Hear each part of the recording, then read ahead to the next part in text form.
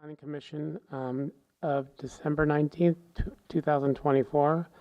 I'm going to call the meeting to order. Today's meeting is a hybrid meeting of the Planning Commission with participants both in person and digitally.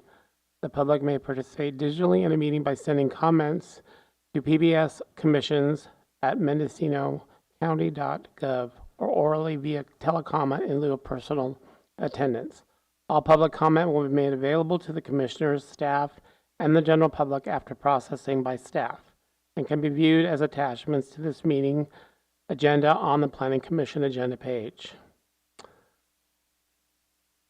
Commissioner Jones. Commissioner Jones? Yeah, I'm here. Commissioner Purnell? Here. Commissioner Wiedemann? Chair Pollen.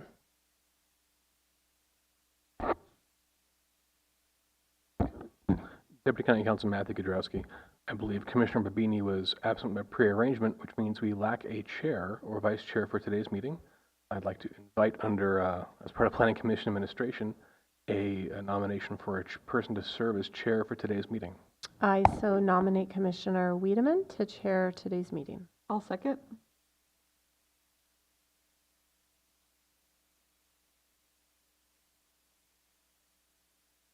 Commissioner Jones? Yes. Commissioner Wiedemann? Commissioner Purnell? Yes. Motion passes unanimously.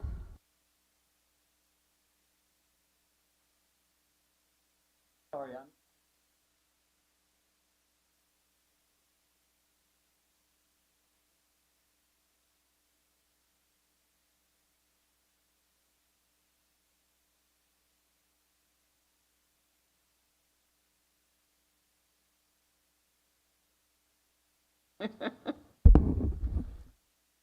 All right. So since we just did roll call vote, I am going to ask, do we have item number 2 on the agenda, determination of legal notice? Legal notice has been determined on each matter on the agenda. And has the clerk, you did post the legal notice. Okay, we'll go to item number 3, director's report. Do we have a report? Good morning, Russ Ford, Senior Planner. The director is not available today, so we will not have a director's report. Thank you. All right. Moving on to agenda item number 4, matters from public expression. Members of the public are welcome to address the Planning Commission on items not listed on the agenda, but within the jurisdiction of the Planning Commission. The Planning Commission is prohibited by law from taking action on matters not on the agenda. Individuals wishing to address the Planning Commission under matters from the public may do so in person via email or Zoom. If any members of the public logged into Zoom for a Zoom meeting wish to speak under public expression, please use the raise hand feature to allow staff to add you to the meeting.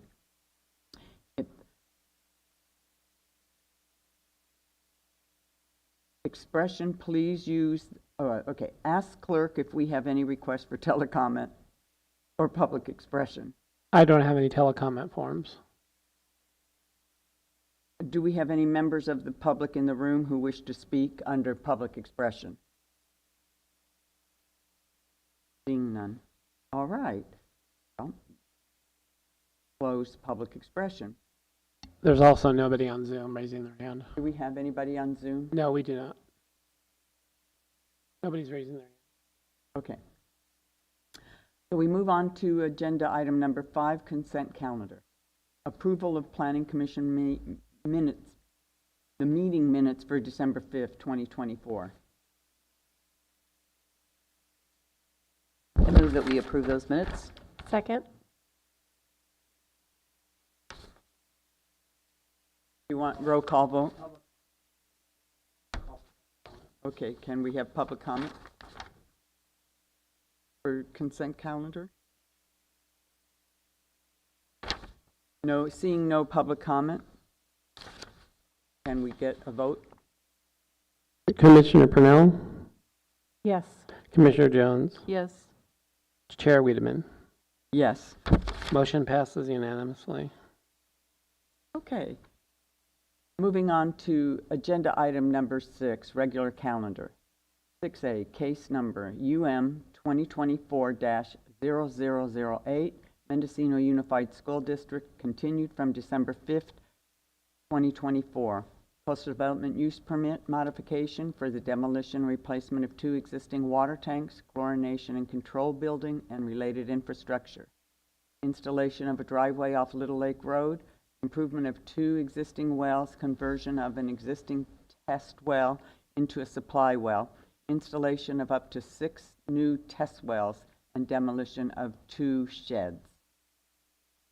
So,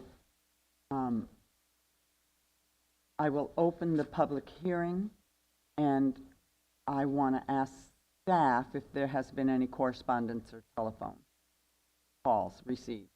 All correspondence have been posted to the website. Okay, and is there a staff presentation at this time?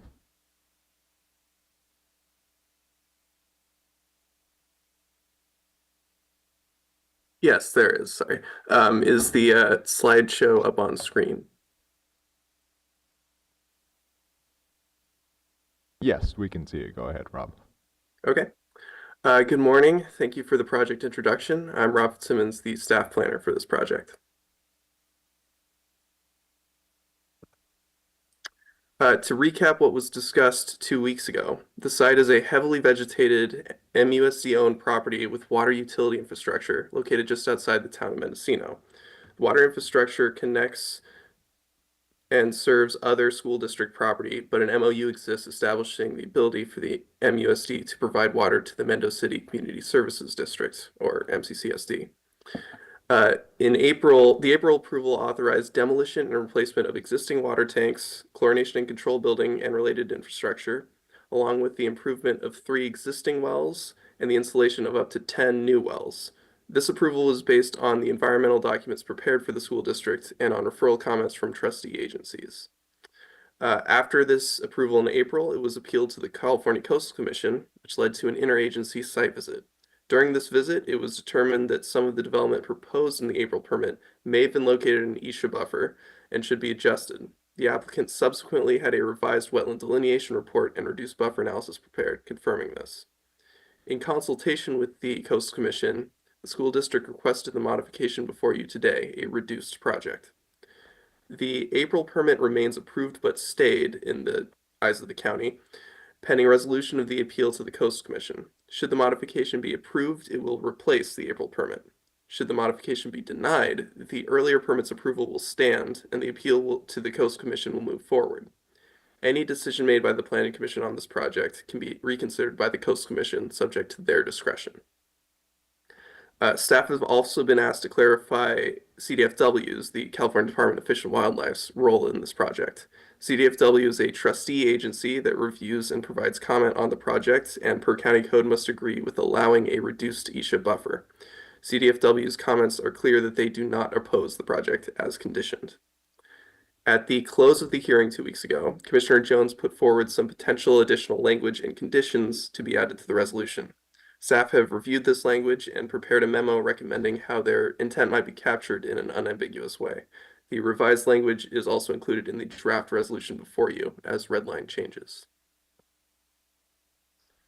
Continuing the recap, the proposed modification would relocate the not yet built water tanks, treatment building, and new wells to avoid ESHA encroachment. The previously approved 10 new wells have been reduced to 6, and they are now only proposed as test wells. If demonstrated to be viable, the school district plans to convert them to production wells with a follow-up permit modification.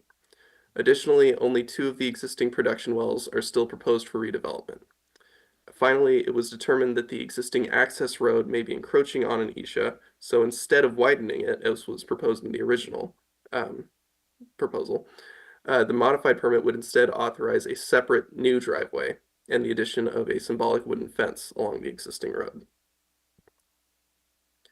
Staff would also like to address some of the concerns raised in the submitted public comments.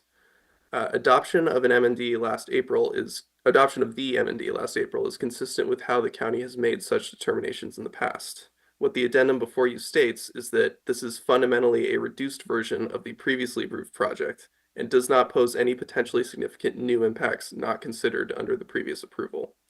The recommended action adopting the previous MND with the new addendum does not violate CEQA. It demonstrates compliance with CEQA. The modified project does not propose groundwater production beyond what has already been authorized on site. The water draw of the proposed project modification is limited to test wells and the reactivation of an existing production well. Sorry, a reactivation of 2 existing production wells. The need for well tests is not a reason to block installation of test wells. Conversion to production wells will require a separate permit modification before the Planning Commission. It is not a component of the project before you today. Environmental health will also require a hydrological study be performed prior to any conversion of test wells to production wells as part of the well permit process.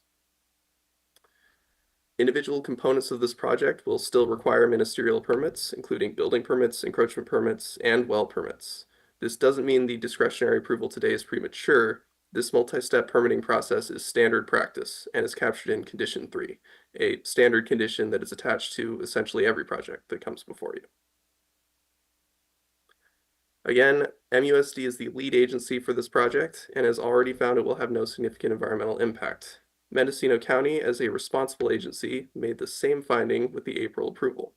Staff recommends adopting the earlier MND with the new addendum dated November 22nd, 2024, that explains the modified project's reduction in scope means its potential impacts are entirely captured within the earlier environmental review. Staff recommends the action on screen, conditionally approving the project. I remain available for questions, and we can now bring the red line resolution on screen if desired.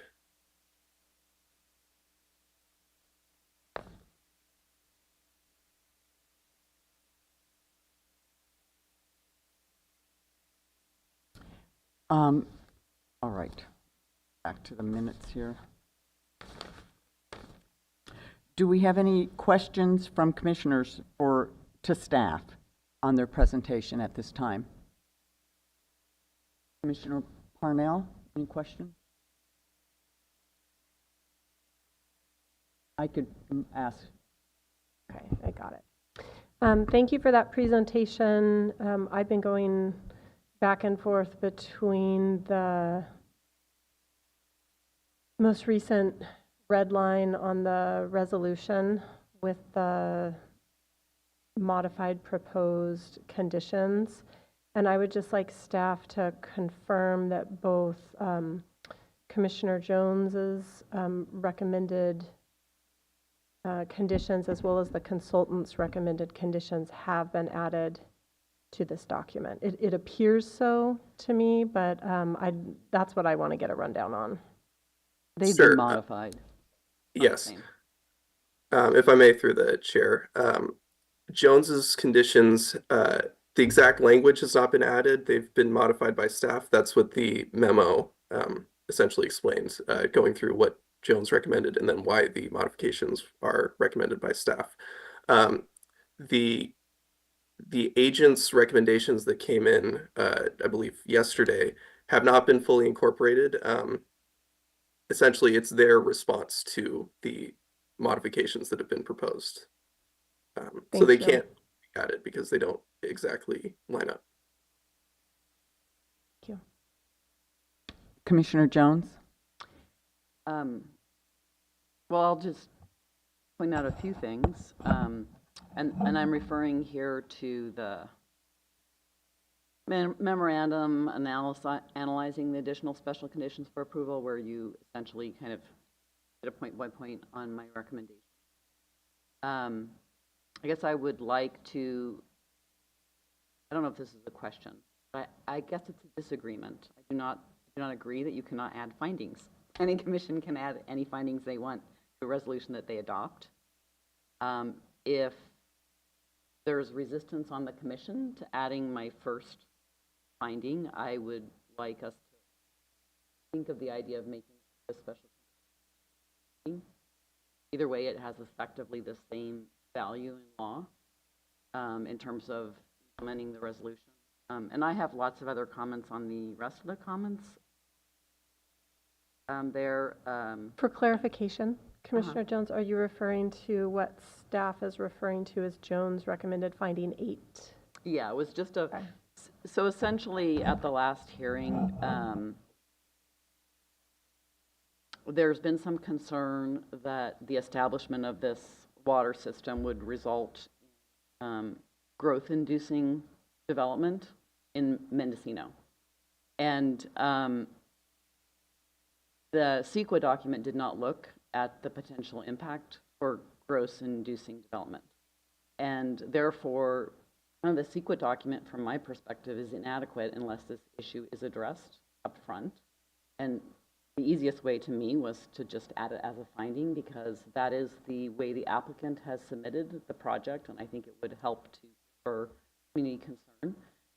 But if you don't want to add it as a finding, we could certainly add it as a special condition and just reword the language so that it's very clear that this water cannot be used to support new development that is not associated with school districts. Now, I do think it's fair to say that this project could and should be used to support additional classroom space or whatever the school district wants to do. And I think we can revise special condition 8. I'm sorry, I'm no longer in question mode, but I'm answering your question to address that issue. Yeah, more to talk about on this. Yeah, more to talk about. May I suggest, do we have a list of Commissioner Jones's special conditions before they were re-edited? So I think that would be helpful, because we're going to be going over this, I think. Do we have that to bring up? I still have it if you need me to email it to you again, Russ. Yeah, that might be helpful, or if you just want to share it on the screen. I don't think I can share it from my cell phone. Okay. Yeah. Yeah, I think we also have the draft version of that resolution from the December 5th meeting.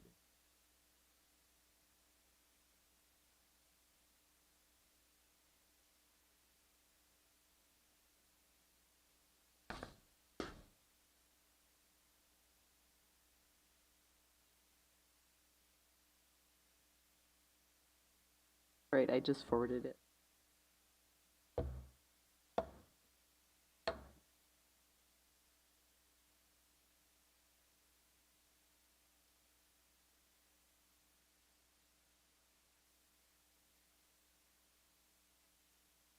Get it? Okay, cool. Never sure if my cell phone works in here or not.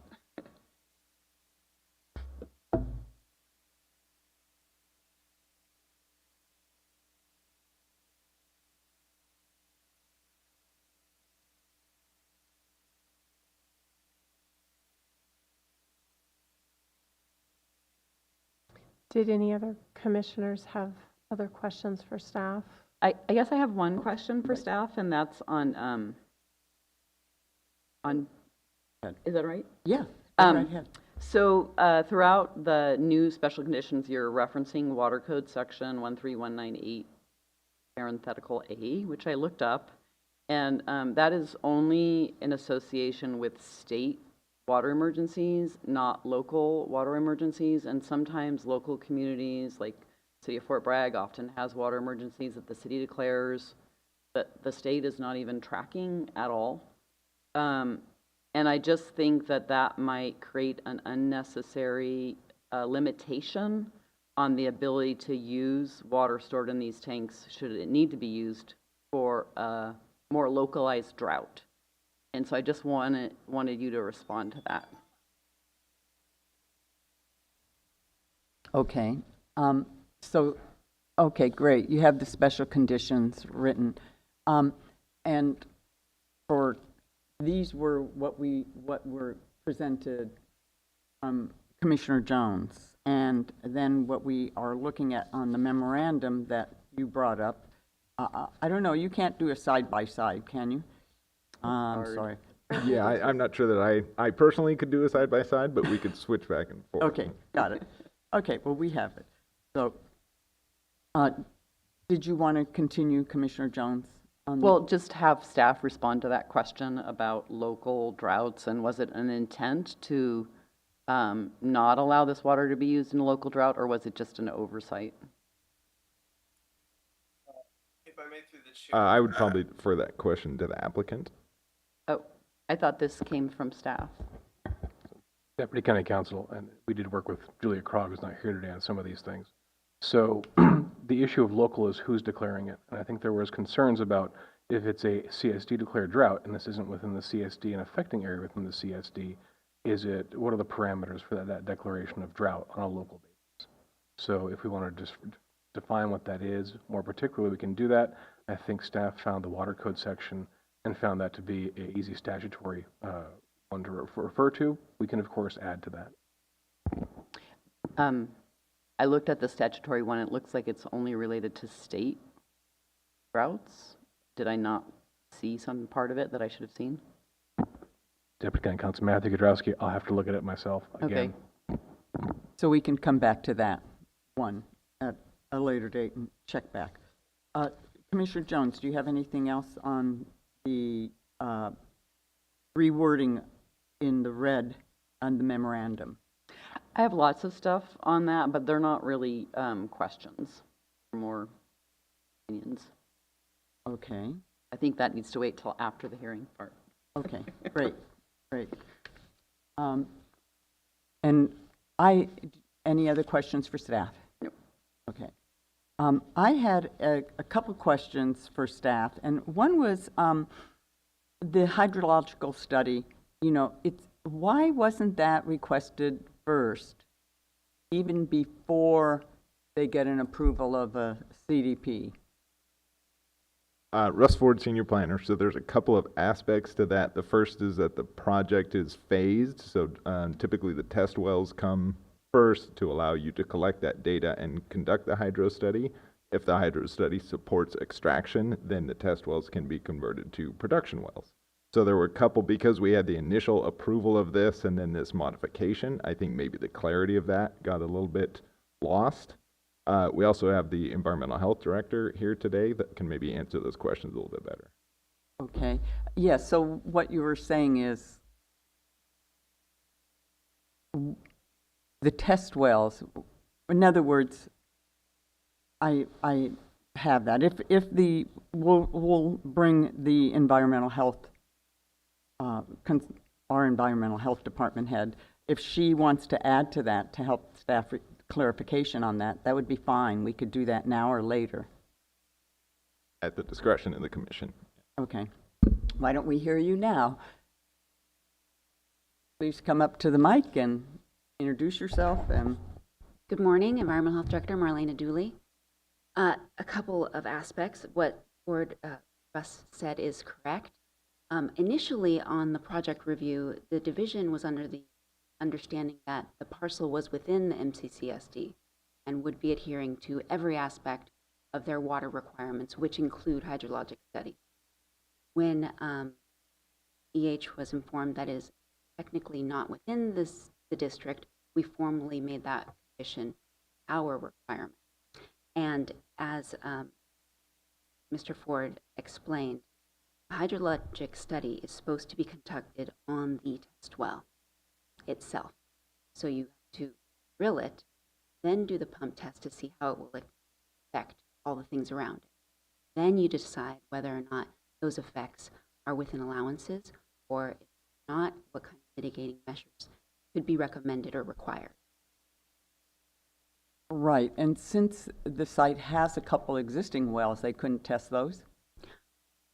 No, not to my interpretation of the coastal groundwater study, guidelines, and land division requirements for Mendocino County. Okay, thank you. I don't have any other questions right now for staff at this time. So let's move on to in the agenda. I'm gonna invite the applicant for its presentation and to speak. And I see the applicant is here. Would you like to come up and speak? Good morning, Matt Kennedy, the applicant's agent. Nice to be here this morning. I don't have a slide presentation for you. I think I presented a rather exhaustive one during the last meeting, which we could certainly revisit if there are any questions on any of that. But otherwise, I'm here mainly to answer any questions that the commissioners may have about the project or about the draft conditions of approval. Thank you. Okay, and then, thank you.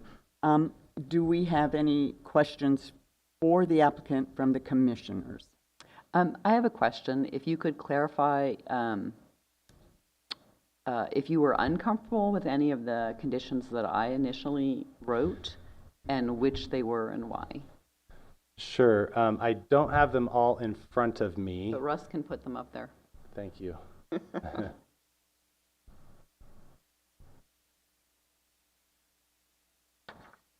There was, as I recall, there was one that was indicating a limitation on like when the school district is able to pump water from their wells. Mm-hmm.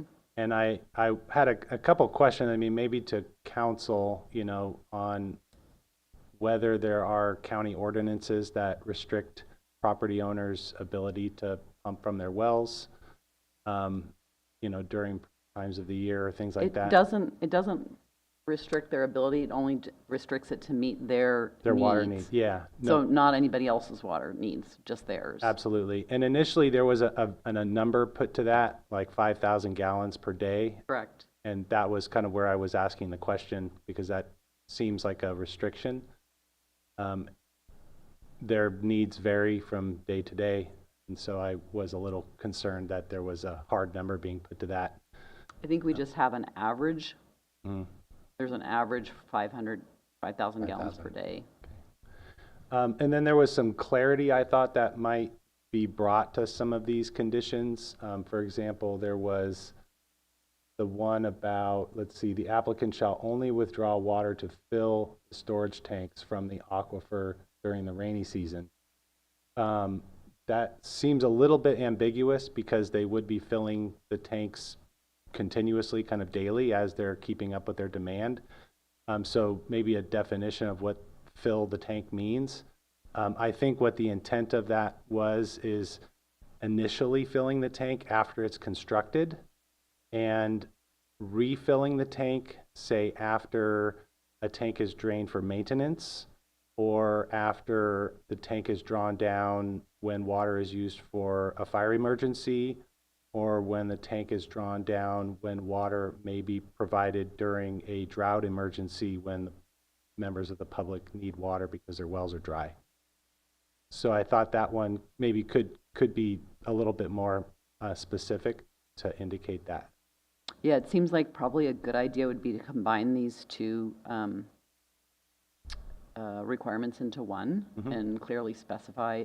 Certainly my intent when I brought it forward would be that the filling of the tank happened during those wet seasons, and like you said, the refilling of the tank would also happen during those wet seasons, so that you don't have an issue where you've got a drought or low water flow and you're filling the tank in the middle of July. Doesn't make sense for anybody in the neighborhood, I don't think, and I think, I mean, it's kind of obvious, but I understand. Yeah. No, absolutely. The rubber hits the road, people get real dicey about the words, the language. So when it's read 5 or 10 years later, you know, someone might interpret it differently than it was originally exactly meant. right. So I think it's fine. Remember that I did write these in about 10 minutes. Yeah. So. No, your intent was sound. Right. Okay. Well, that's helpful. Was there anything else that you were worried about? There was one concern from the school district on number 5. During drought conditions, MUSD shall not extract water to water playfields. They have a concern about public safety with regard to that. They do irrigate the playfields at the high school and specifically the soccer field. If the field is not irrigated and maintained, it can become like hard pan, and then if it's used and kids fall during sports events, they can injure themselves, and the school district sees that as a potential liability issue for them. So they have been putting forth some effort to keep the playfield maintained for that purpose, so it's fit for use. So remember, this is only during a drought condition, not during summer months. Yep, noted. And they said, they came up at the dais and said that they don't water the fields During the droughts. during droughts yeah, anyway. They do stop. Yep. So I'm a little confused. Yep. Yeah. I just want to make known the concern about the safety, because they are. That is something, the reason why they keep the field irrigated. Yeah. Yeah, Don't they also use recycled water for the fields? At present, no. Recycled water has not been delivered to MUSD for irrigation for several years now. The reason is because the wastewater treatment plant operated by MCCSD is under a new discharge permit, NPDS permit, and the permit conditions require them to make certain upgrades to their treatment process to consistently meet Title 22 requirements, and at this time they're not able to make those improvements. So because they're unable to comply, they have not been able to supply the recycled water. And then I have a last question for you. Are you concerned about the water code section definition that's been put in here, not allowing water use from this system during local drought situations? Because I know we have lots of very small local droughts that don't raise the level of the state. Yeah, no, Commissioner, I think you're spot on. We had intended that a drought emergency that would kind of trigger the use of the water would be able to be declared locally, and we had included language tying that to MCCSD's water shortage contingency plan, and they have what they refer to as a stage 3 drought emergency, and so that affects really that local area. And it's during that stage 3 that certain other conditions kick into effect within, say the aquifer area, and that's when water rationing beyond what is normally done occurs. And I don't know all the details, but that would be, a trigger that we suggested be used. Yes. Okay, sounds good. Thank you. Thank you. I just had a question. I was at the site again last week, and I went out again because of the new locations, the proposed locations for the tanks, and they're closer to Little Lake Road. And my concern was, because they're 48 to 50 feet tall, I had, for me, an issue with the height. And would it be, could we do, we probably could, a wider tank that brings them down to 38 feet, rather than, bring them down 15 feet at least? Because I drove by that site on Little Lake Road both directions, and you're going to see these tanks. They're going to be an impact. And even though it's not a highly scenic designated area, it still is neighborly, trying to get it to fit. So could we put some language in there to lower the tank? It's not even so much the capacity, but not approve a 50-foot, 48 to 50-foot tank. Do you have comments on that? Yeah, I do. So there's a couple of technical issues that kick in here. One is, with a wider tank, we likely won't be able to achieve the access around the tanks that we need, particularly considering the 50-foot ESHA buffer that we need to stay outside of. And you'll notice on the site plan that we're really squeezed between that 50-foot buffer and the property boundary. That's why the tanks ended up closer to the road, is because we were not able to build within that. The water height in the tanks is actually only about 28 feet. The final height of the tank is going to be determined by the tank manufacturer. These types of water tanks are custom built by a vendor who specializes in their design and construction.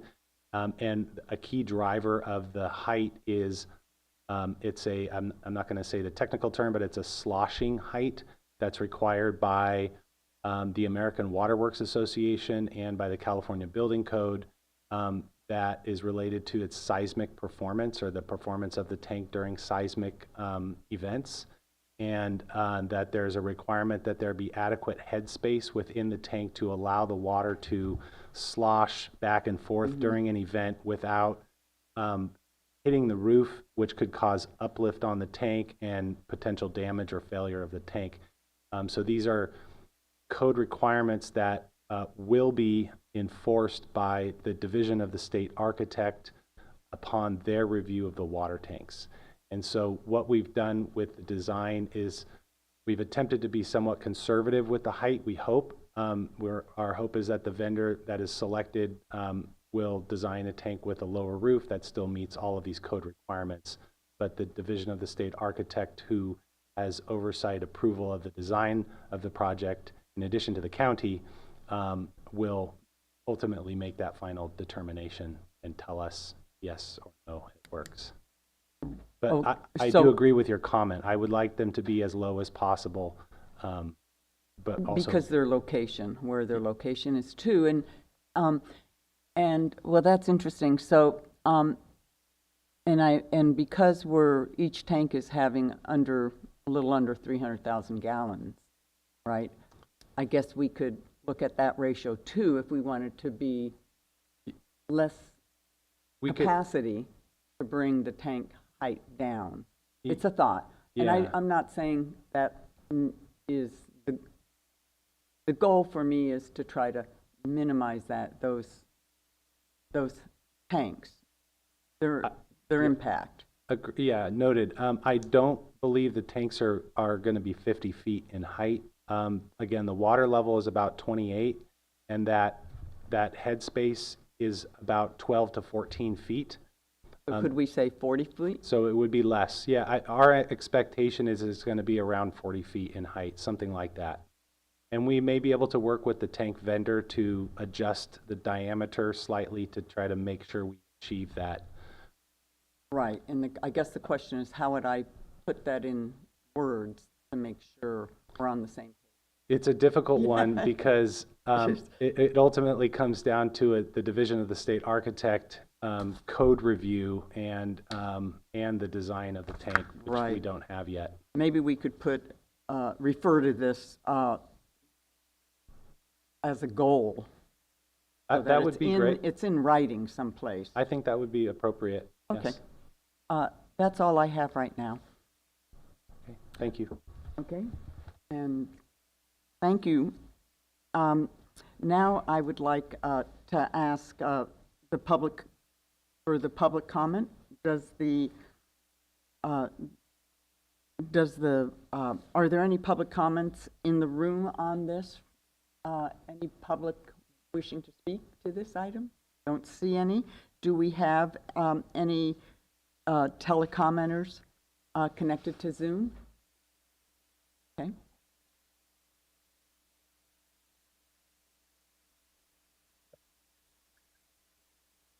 Have I been asked to join in? Yes. Okay, well, I am concerned because as a local property owner who is outside the community services district, whose well could be affected by this project, I am concerned that the recent memorandum and even the conditions that we saw listed on the screen include no protection for local property owners, of whom there are numerous who are not part of the community services district, but who still might be affected by the drought and by the drawdown of the aquifer. So I wish and hope that you can reinstate some of the language that Commissioner Jones put in last time to include local property owners in the protections that the residents of the Community Services District are purported to have from this project. Does that make sense, I hope? Well, thank you. Do you have anything else to share? I just wanted to say that the concerns which the commissioners tried to meet last time have in my mind again, because those protections which were stated in writing have now been removed, as far as I can tell. All right. we will address that. Thank you very much. Do we have another telecom commenter? All right, Mr. Ye? Yes, We- thank you. Can you Go hear ahead. me? Okay. I have We actually can't stayed- hear you. You have to Oh, you speak can't? louder or closer to your mic. Okay. Can you hear me now? Hello? Yeah, just one moment. We're going to try to raise your volume. Okay. Hello? Is that Okay. better? It's a little That's better. a little better. Okay. I'm going to read you a statement, which I will submit in writing later on. Thank you, Madam Chairman, for letting me speak. I said in my earlier address to the Commission that its decision seemed simple to me, not whether having more water was admirable, but whether the project will harm people and the environment. As the responsible agency in the CEQA process, you are charged with the task of protecting us. Today, I want to point out how complex and perhaps impossible your task has become since the December 5th hearing. If you pass the present resolution, it will immediately be subject to revocation or modification because of condition 5B, revocation if any condition is violated. Condition 8 specifies mitigation HWQ-2 as controlling. Therein, the spacing between wells is stated to be 120 feet. However, test wells 6 and 7 and well 2 are significantly less than 120 feet from each other, and test well 7 is only 30 feet from a neighbor's well, which is also only 70 feet from well 6. HWQ2 specifies that well testing procedure will follow MCCSD Ordinance 2020-1, requiring a 72-hour pump test, monitoring of neighboring wells, a hydrologic report of impacts, all sequentially prior to application for a county permit. Thus, HWQ2 is violated by the resolution granting production status for well number 6 before the 72-hour test and other proofs of water. Condition 8 is further violated by filing the project application at the same time as the application for test wells 7 through 11, which are part of the project whose environmental impact is described in applicant's FSMND. When the Commission passes Condition 3, a host of other violations would be included in the consideration of Condition 5B, such as the violations of CEQA's protection of the Isha wetlands. These violations activate Condition 5B. The approved permit would be immediately subject to revocation or modification. Thank you. Thank you very much. And do we have another telecommenter?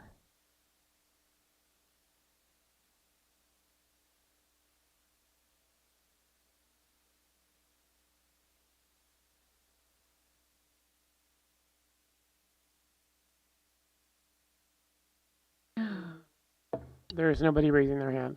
All right. And do we have anybody on any phone line? No. All right. So, seeing that we have the public comment, I'm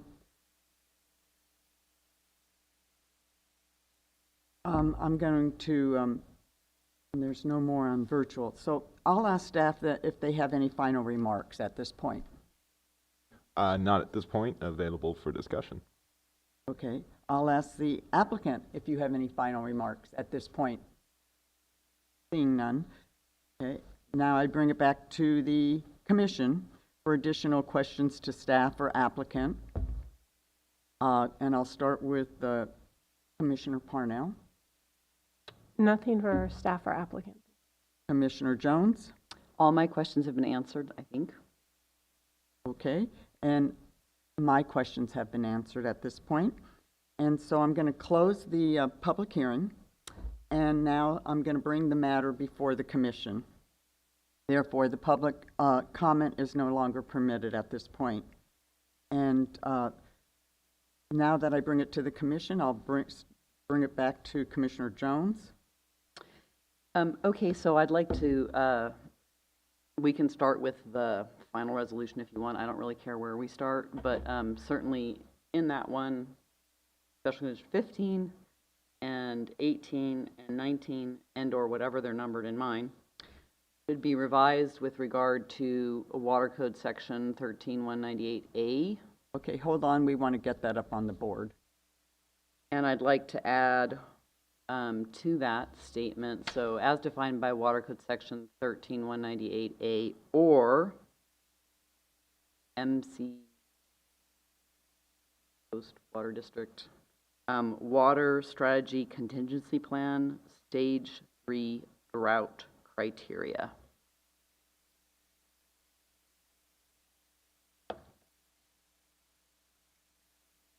And you could make that to the other ones.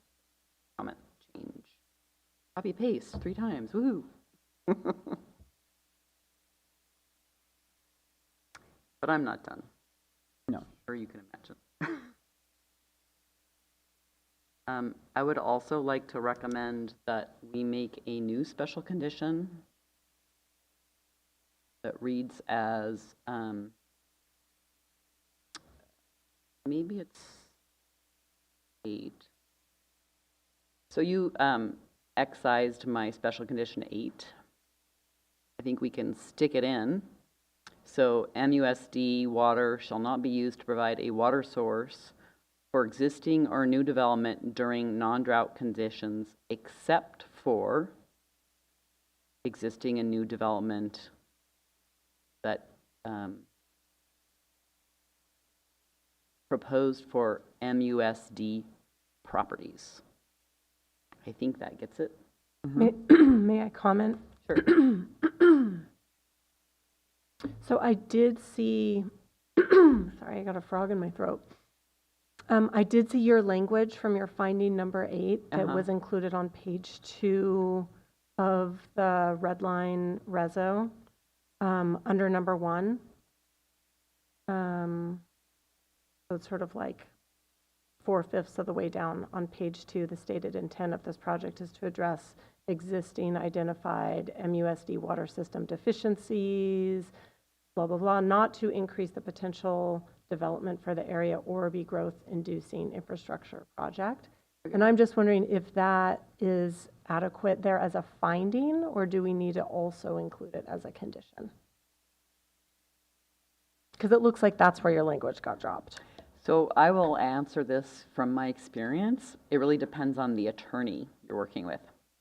So some attorneys take findings as having the same legitimate strength as a special condition, and some attorneys do not. So if you want, and which is why I had recommended the special condition 8 as well, to reflect the fact that attorneys have different perspectives on this. And that's just from my experience. So I'm not saying anything wrong about attorneys. So I think it's clearer if we also have it as a special condition, but thanks for catching that. I had just been reading the description and didn't notice that they actually did put it in the finding. Thank you. And I think it should be, after hearing from the public and neighbors, I think we need to have it as a special condition so it's clearer also on that. Commissioner Jones, you want to continue? So, If I may, through the chair, can we get a restatement of the language of that condition, please? ooh, harsh. Yeah, I'll try one more time. So MUSD water may not be used to provide a water source for existing or new development during non-drought conditions, with the exception of properties owned by MUSD.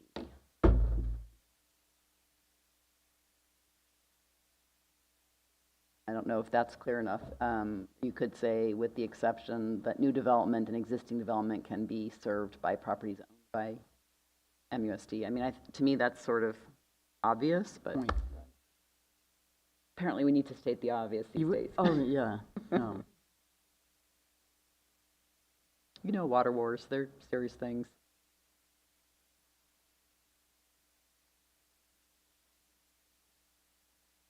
You had a rephrasing. New, Catch. new and proposed, I think or existing and proposed maybe is better than new, because new is kind of challenging. On properties owned by, need a preposition there, on. And then I think that deals with that issue. Looking over the rest of the changes, I'm a little perturbed by the change to special condition 2 that I had submitted. The rewording really did change it. And I guess, because my special condition said, you know, if hydrological testing shows that water cannot be extracted without impacting neighborhood wells, then those additional wells will not be developed for potable water construction. And the way it's been rewritten is just that a hydrological study needs to be completed and shared with environmental health. So to me, those two are really different. And I guess I'd like to look to environmental health. If you wouldn't mind, is it okay if we ask her to come up and find out if you feel like the rewording of this condition, I mean, I guess the concern that I have is, you know, are you going to approve a well that is going to impact neighboring wells? Blunt question. Environmental health, Marlena Dooley. I think you're correct. They mean very different things. Per our requirements of a hydrologic study, if statistically significant impacts will occur on the neighboring parcels and contiguous parcels, the hydrologist is required to propose mitigating measures, not to completely recommend denial of project. And mitigating measures in the coastal groundwater study have some definitions and recommendations. They are not exhaustive, but as I flip to them, short read, mitigating measures may include, but are not limited to, reduced water usage or a reduction of the overall project size, alternate or multiple well installations, and increased storage capacity to minimize peak pumping demand. So we would not necessarily deny a project, but I do want to clarify, we as the county would have a hydrologic study reviewed by a licensed professional and incorporate their comments, because I, as a health inspector, am not licensed to do so. Can I ask one clarifying question Yeah. to that? So in your professional opinion, when they do this hydrological study, they're typically not doing it in a drought year, right? They're usually There doing is it no restriction on of the when- year. It is right. the time of the year, Right. regardless of it being a drought year or not. There's no language in our guidelines that is based on the establishment of a local or statewide drought. There is a limitation on when they can be done during the dry season of any year. And it is my understanding, please anyone correct me if I'm wrong, that the intent of the project is to drill initial wells, see what they produce, and decide whether or not it is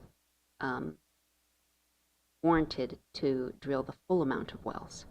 So the hydrologic study would initially be based on the preliminary test wells, of which I do not believe they're going to drill 6 wells on the same day and test them all. Okay, thank you, I appreciate that. Before you step down, I had a question. So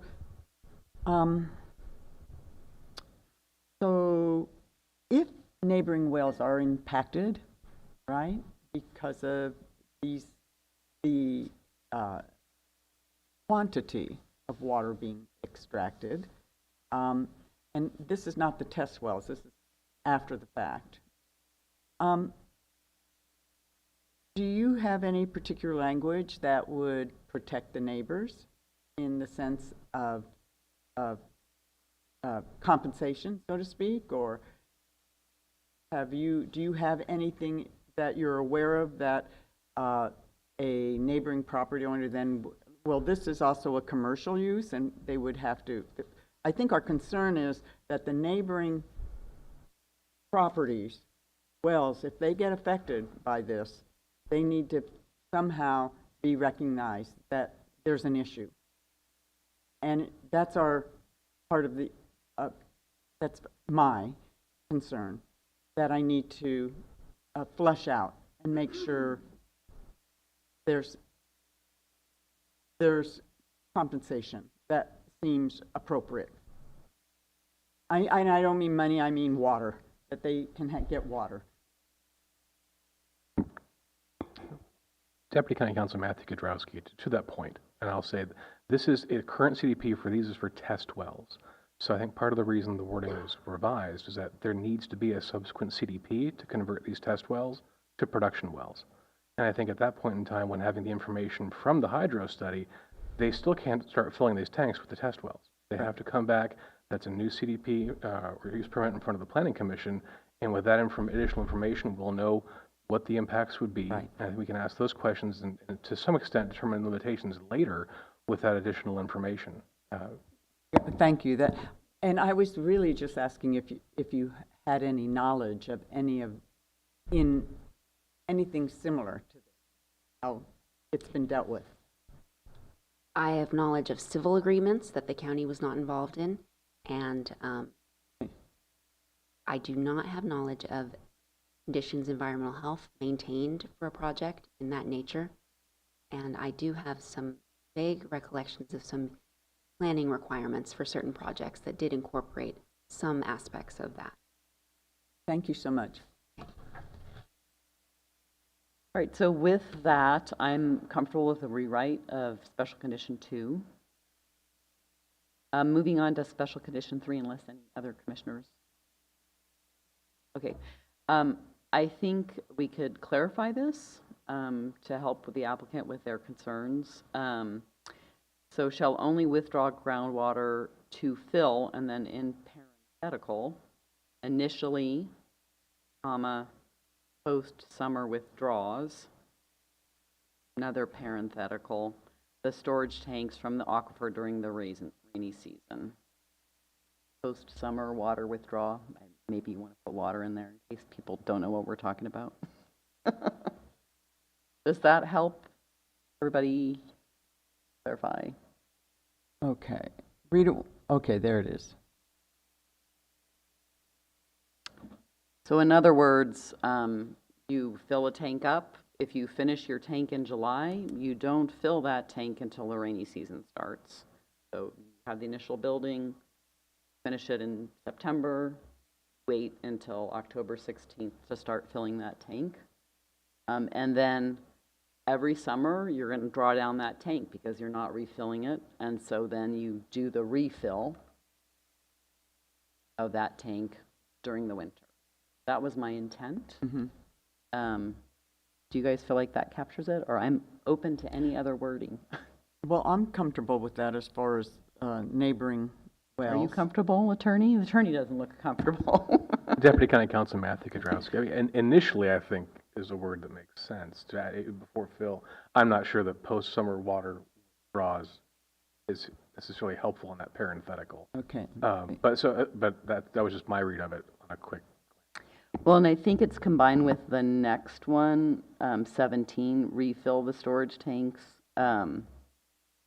during the dry season, and there we're limiting it to a certain amount. So I think the two together deal with the issue, right? So we could take out the post-summer withdrawals if you want. That to me, because the second sentence is there, It that doesn't- last part got confusing for me. Yep, got it. In which case, it doesn't need a parenthetical. Just say initially fill. Mm-hmm. All right, thank you. And notwithstanding the concerns of the applicant about my special condition 4 and the rewording, I am comfortable with it the way that it is. In the rewording?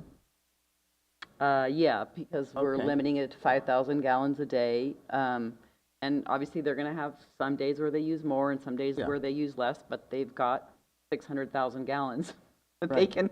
take out if they Yeah. need to use more on a given day. So like the piggy bank is very full. Okay. And the next,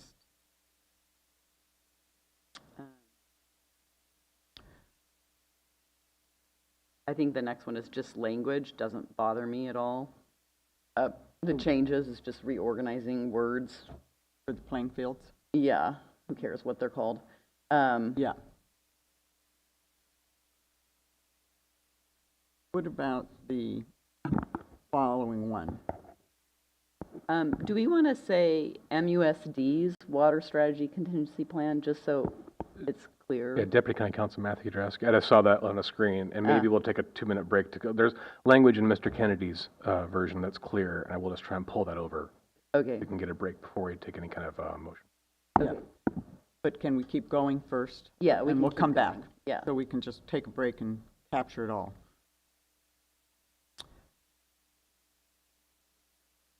And So one of the things that happened at the Planning Commission meeting is we didn't have a minimum stored water volume.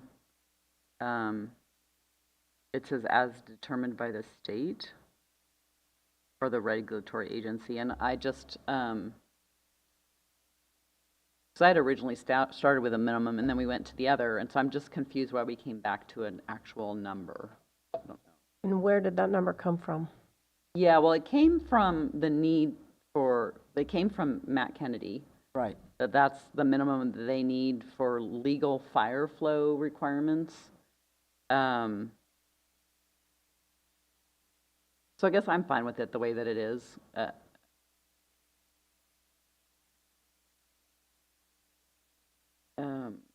But is that one tank rather than 2 tanks you needing? You see? They're doubling it. Just out of, The tanks, it's in plural. The tank Yes. shall maintain a minimum Right. stored water volume. That means tanks. no, I understand. Yeah. But the request for that amount of, So you want to have it just say Volume. in total? Water well, volume of 315,000 gallons total?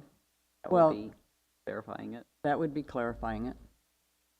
Because Yeah. that, if that is a state reg, that's probably what it is, because right now, You can add that. So just add total after 315 right. gallons.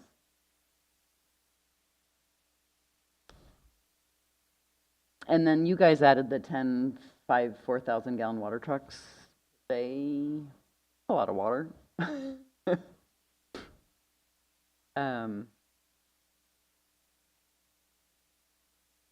Might it be better to just say 40,000 gallons of water instead of assuming that Yeah. every truck is going to be 4,000 gallons and we can only have think 10 of them? That's a good That's point. smart.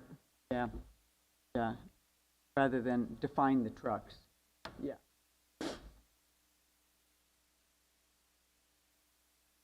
Boy, we're really making sausage now. Okay. A total of 4,000 gallons may be filled per day.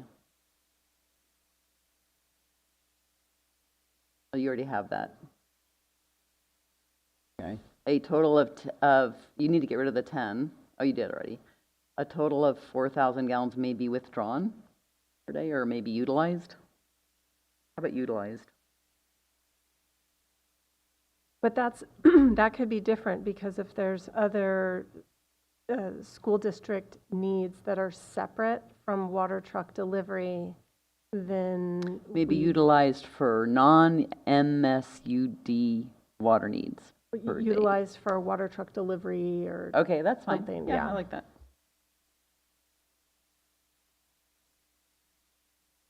Where is your number 6? My number 6 is, I'll look. That's what we're just talking about. Right. Okay. My number 6. What we're coming up to. No, that whole thing, 19. 19 became is- the, okay. My number 6 became 19. So, may I, so what happened to the, include, the if wells have run dry, neighboring wells that aren't part of the district, that are outside the district, what Right. happened to that language? So what that language was the numbers, you don't It have, attached to, that, attachment it got, I or whatever it was with the new map. yeah, I think it got erased in this memorandum. Weed. Yeah, during drought conditions, up to 50% of the water stored, unless more is allowed by a state regulatory agency, in the water tanks can be used for MCCSD customers whose wells have run dry, including property owners in the area around MUSD who are affected by this MUSD. It's special condition Yeah, 19. okay, that's where I wanted to go. Yeah. 19, during a So- drought. It has to be, that's the whole point for me, I'll just speak for myself, that it's about trying to address the amount of public input we got from the neighborhood. And I really feel it needs to be, some language needs to be in there, recognizing their Yeah, concerns. I think that's there and on special condition 19. But maybe just, can you copy and paste the Exhibit I and stick it in the resolution? Just stick it in the resolution. Deputy County Counsel Matthew Gadrowski, it'll be attached to the resolution. This isn't in this draft, that's a PDF versus a Word document. You can stick a PDF in a Word document. It's very For easy. this meeting, I'm not concerned about it. The resolution says the attached Exhibit I, so it will be attached as part of the final document. But Okay. we put on the screen the attachment, which does Okay. show the area that we're talking about, which Right. includes both Slaughterhouse Gulch and town. So it's the red line. Yeah, right, exactly. Okay. Okay, And I'm okay with the change to special condition 20. right.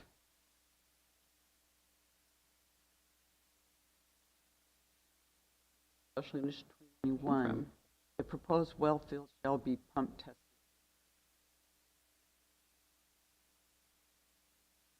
Full of 6 inches. I think that's just language for what you need for, before you can do this testing period. I believe. Okay.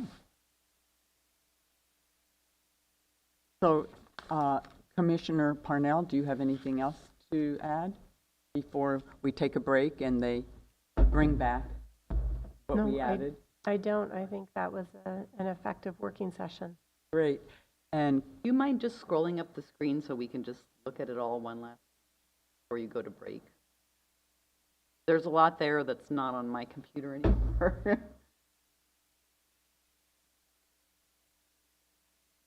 So you need to change 15 also to include the local thing. yeah. Good catch.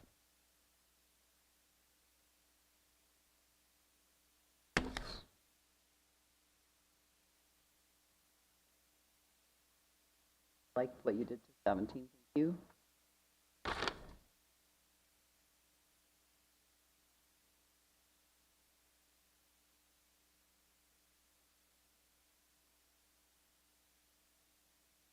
So the only thing we still don't have is that special condition I talked about at the very beginning that would not allow the water to be used for non-SD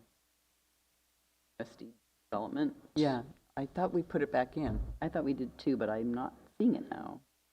Yeah, was. Ah, there it is. It's at the end, 22. Okay, I'm good. Thank you. Yeah. Appreciate it. And the last thing is just, is, I don't know where to put it, and maybe it's just a comment, that if the tanks can be, if we can meet the capacity with not, with a lowered height tank, I want some language in there saying we suggest that for the neighborhood. Visual. I'm not sure how you do a I special know, condition that's it's really hard wishy-washy. because It is wishy-washy, and it's hard because there's all kinds of tanks out there, too. We'd have to prohibit 50 feet and just say it can only be 40 feet tall. How would you be with that? Deputy County Counsel Matthew Kudrowski. I would also recommend, once we come back from a break, to review the conditions as final and open that for public comment, Okay. including by the applicant. Okay, That makes that's a sense. good idea. Thank you. With that, shall we take a 10-minute break? Okay, so it's 11:10. Let's meet at 11:25. About 13-minute break. Thank you.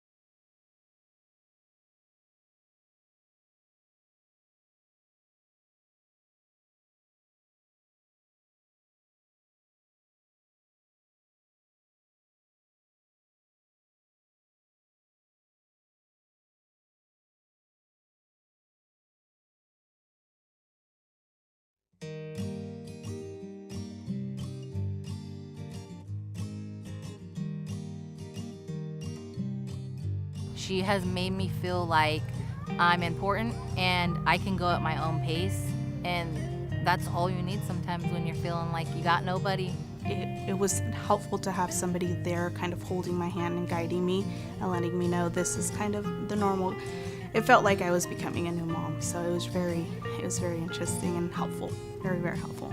You know, there was that self-conscious part of me, like, will I be accepted even though I'm not perfect?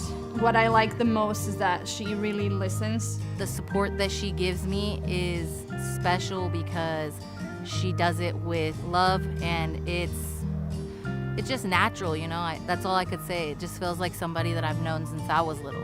You know, I said to Jeanette, Jeanette, you're supposed to be with me for 5 years. Jeanette said, yeah, I know, I'm going to be with you guys for 5 years. That's when I said, well, I guess I can trust her. She's going to be with us for 5 years. Yo creo que quizás pasó como a la segunda visita o algo así, como que ya nos presentamos formalmente.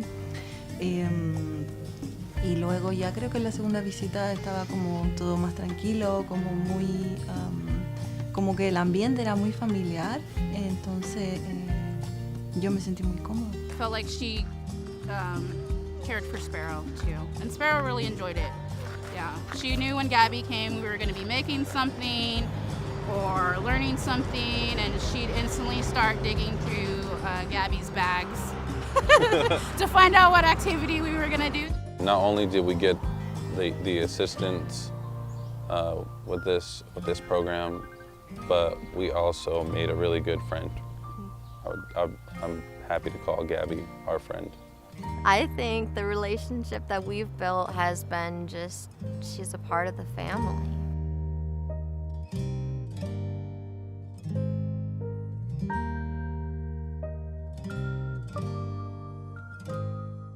Are you prepared? We're the Office of Emergency Services, and we're committed to providing the most up-to-date and accurate information so that you and your family can stay safe during an emergency. Visit MendoReady.org. It's our one-stop shop for emergency information. You can sign up for emergency alerts, find your pre-established evacuation zone on our current emergencies map, and find hazard and preparedness information. Imagine you're faced with a disaster such as a wildfire, and you're ordered to evacuate. I'll bet you wish you had more time in that moment.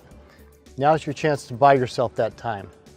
Sign up for Nixle and Mendo Alerts on our website, MendoReady.org. Do it today. If you want your family to be as resilient as possible, it's important to take some time today and visit MendoReady.org, where you can look up your pre-established evacuation zones on our current emergencies map. You can also find important tools to help maintain your situational awareness, such as the Alert California wildfire cameras and the Caltrans road conditions cameras. We hope you'll take some time today to prepare so that your family can be Mendo ready. Thank you.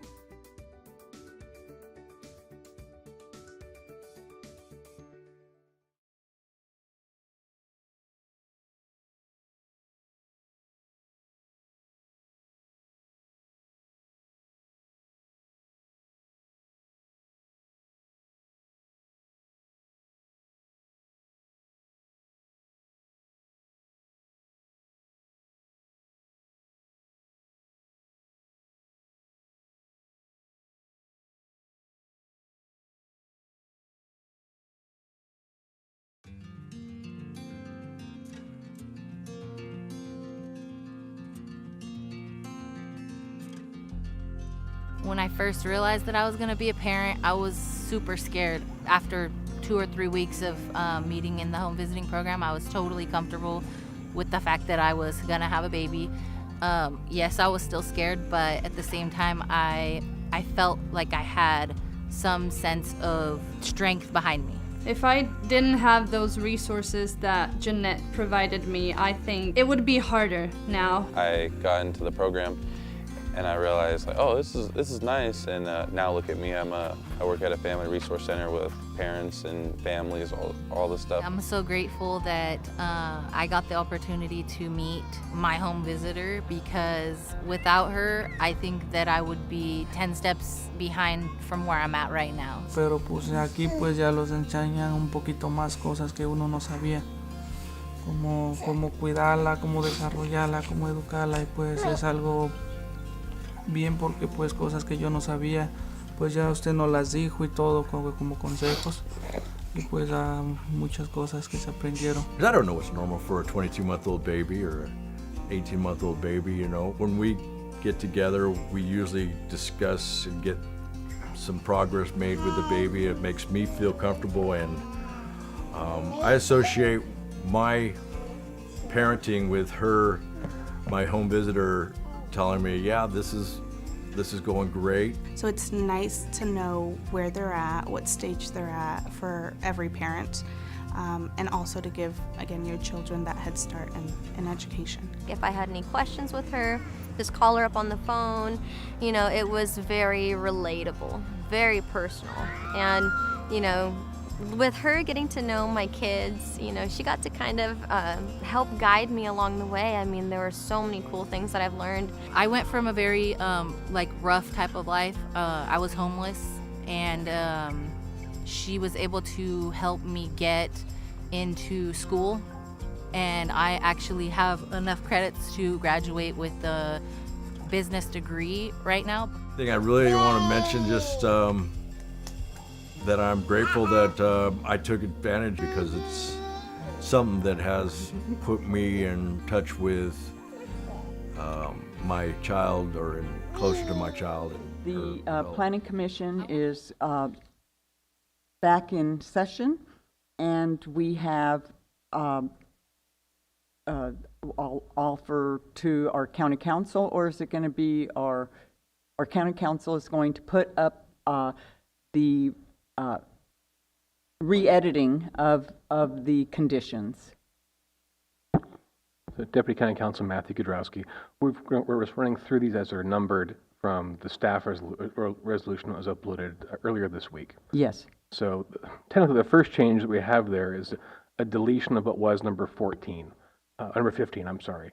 And that's because, in speaking with the agent for the applicant at the break, MCCSD is not involved in the providing of water as proposed. It's MUSD's water and it's their tanks, and MCCSD is involved primarily for funding. So with that, since there's nothing being accessed by MCCSD, since they're not involved, it's kind of subsumed within a later condition on the next page. And we can come back and address that, but that's what looks weird off the bat, is that deletion. There's been no change to 15. 16 then has the additional language of the initial fill. Pastor Russ. Otherwise, it's generally the same as was proposed by staff. And that's that the applicant... Could you just slow down just a second there? The applicant should only withdraw groundwater to initially fill the storage tanks from the aquifer during the rainy season. Then And groundwater then may be used to refill, and then you see that during the dry season, and that average of 5,000 gallons per day.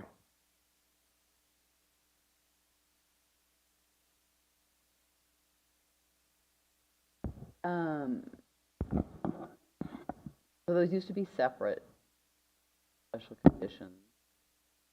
Can you combine them? Since they're only talking about two parts of the same year, we didn't see that it was odd to have them as the same condition. Well, is it obvious that groundwater may be withdrawn to refill the storage tanks during the rainy season at any amount, or do you need to say that?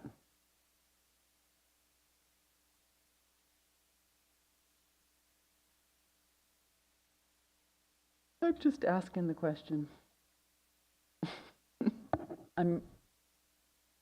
So the applicant shall only withdraw groundwater to initially fill the storage tanks from the aquifer during the rainy season, comma, and may be used to initially fill the storage tanks and to refill the storage tanks from the aquifer during the rainy season. How about that? The applicant shall only withdraw groundwater to initially fill the storage tanks and refill storage tanks from the aquifer during the rain. I think then I'm fine. Sorry. Does that make sense to people? Understood. The gap that was there, I think it's reasonably covered there. There's no questions. We can scroll down a bit. Okay. 17 has been tweaked in terms of what was added there in green. The water code section is when it's a governor declared drought. The governor can declare droughts per counties and areas. But in addition to that, we've used language from the applicant's comments, which is the specific declared drought stage 3 emergency as described in MCCSD's water shortage contingency plan. 18 has lots of colors. So it begins with the addition of a drought scenario as being, again, kind of two things. One, the water code section, or two, as declared by MCCSD.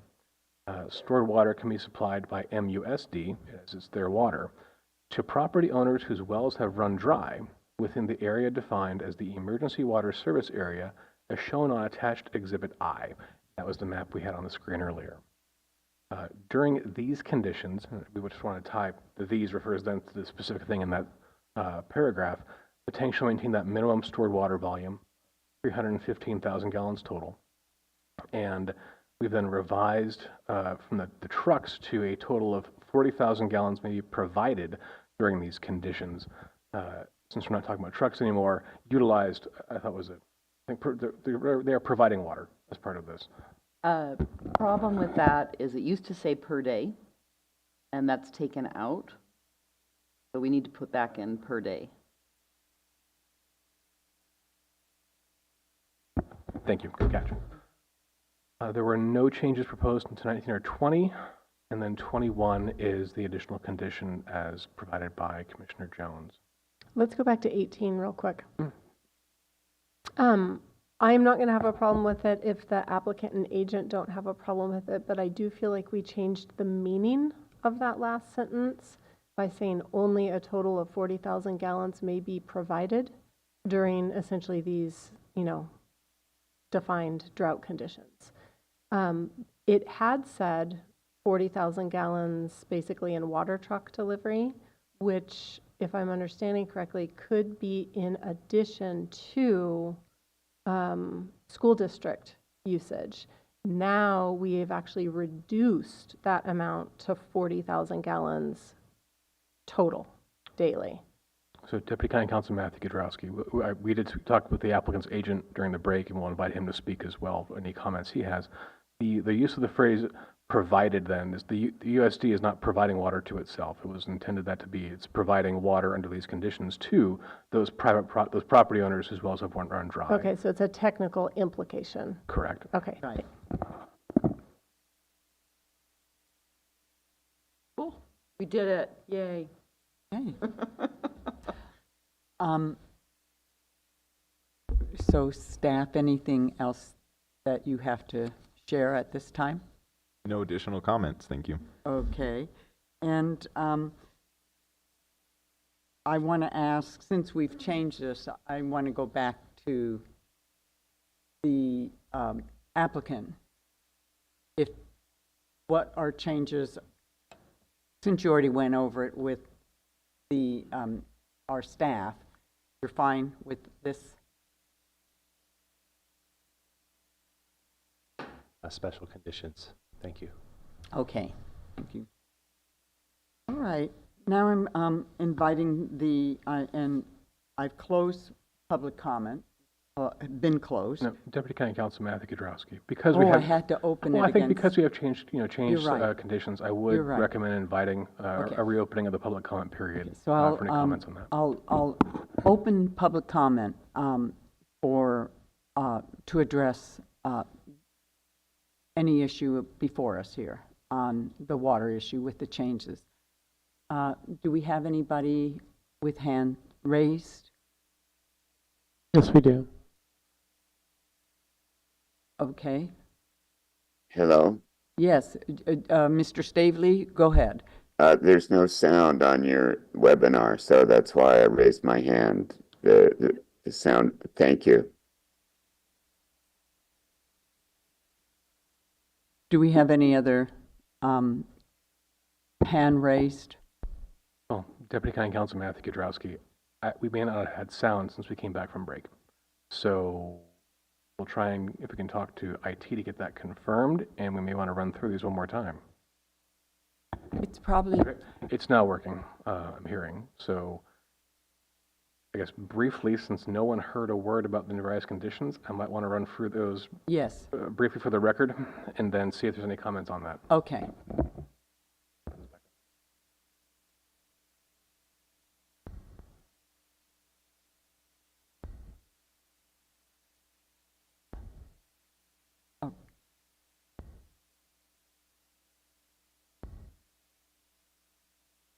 Oh, sorry to that for everyone in the audience on YouTube or anywhere else.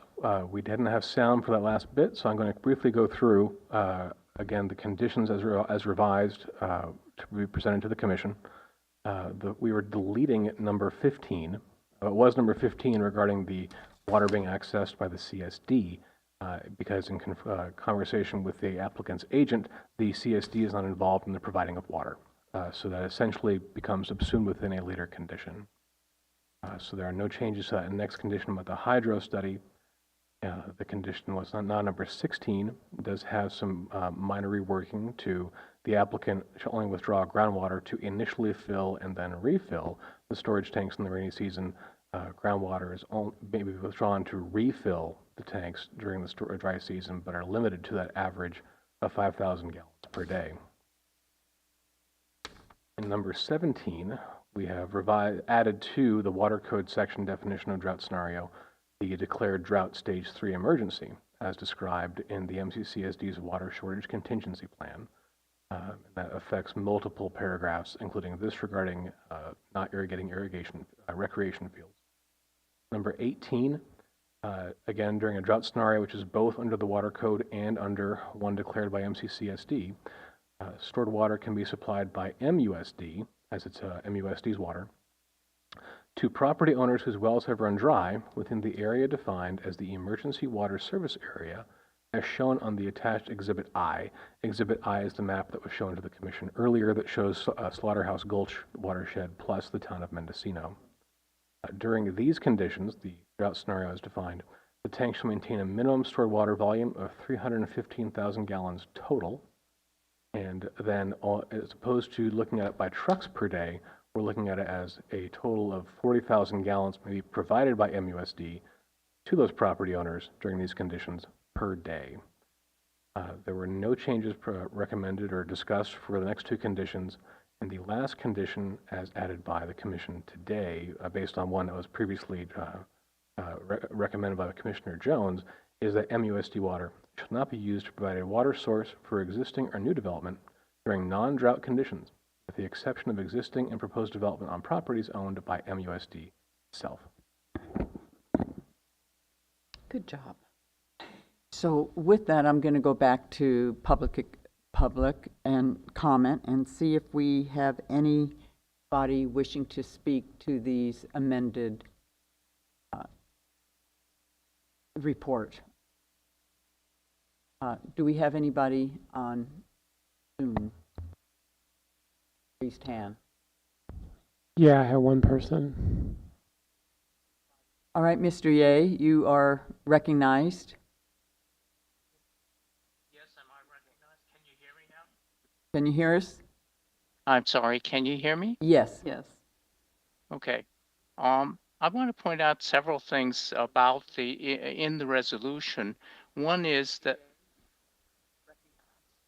thank you. I'd like to point out several things about the resolution. Yes, I can hear you. Yes. Yes. Can you hear me? Yes. Okay. Are you cutting out? No, what is happening is I'm hearing myself talk about 2 minutes after I... Yeah. Oh, you're getting feedback. You're getting... That's not me speaking. That's a recording. Hello? Yes. Yeah, you might just turn the sound down on your computer and then you won't hear yourself.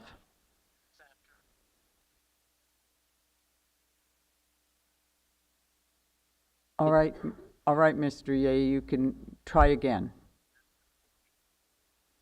Hello? Yes. Okay.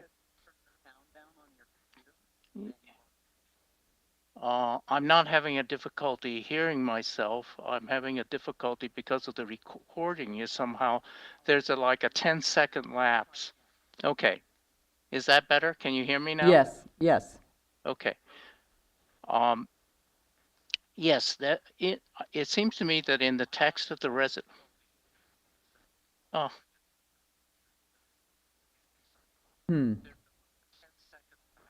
wait a second.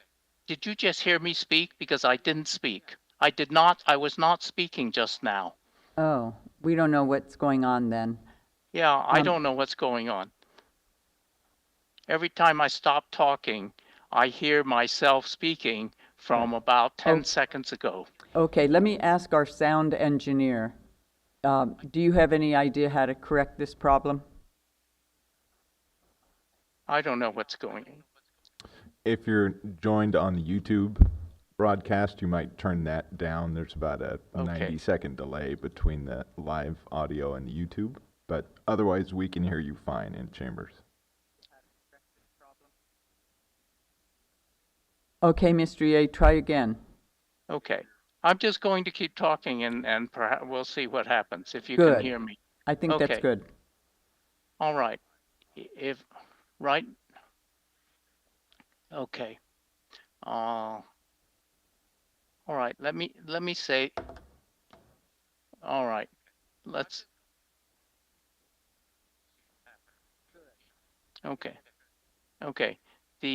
All right. In the resolution near the beginning, you speak of the drought relief being given to people in the what is called Mendocino Town. Now that is a specific designation, and the map of Mendocino Town ends at Gurley Lane on the west side. So, and the map of the area of people that you will give drought relief to is not simultaneous with that Mendocino Town. It extends beyond that.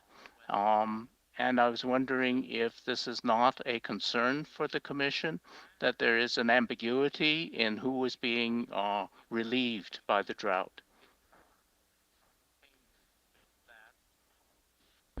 Can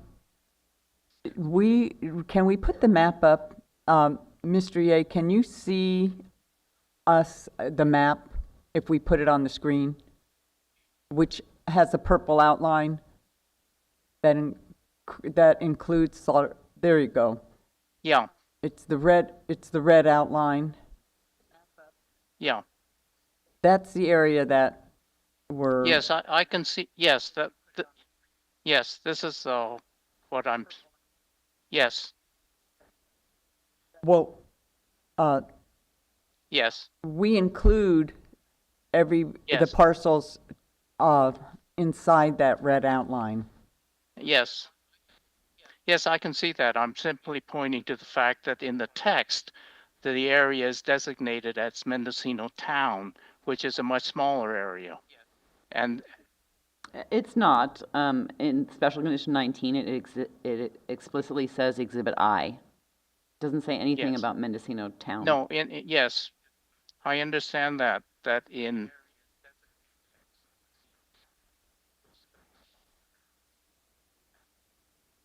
Go ahead and give all your comments. Yes, it does in 19. And earlier in the beginning of the resolution, it specifically says Mendocino Town, which is a defined area. Right, so that's on page 2. We can change that easily. Yes, so thank you. If you could just go on to any other issues you saw, that'd be great. No, goodness. Okay, thank you.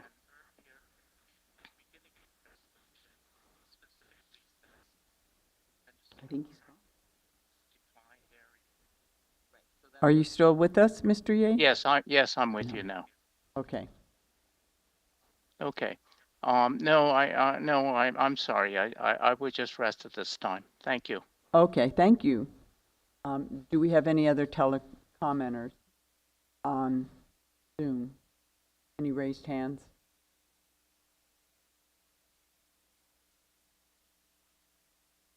Yeah, there's one. Okay.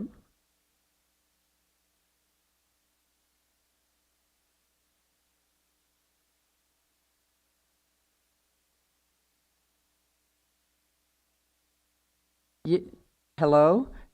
Yes. Christina, I don't, your last name is not fully stated on the screen, so. Okay. It's difficult regardless. It's Christina Aranguren. I am a good morning. I'm a former director of the MCCSD and now chair of mendomatters.org. Okay. I understand that you are going to be looking for public comment, and I just wanted to be able to ask requests for a continuation of the meeting because of insufficient time for the public to review, consider, and prepare comment.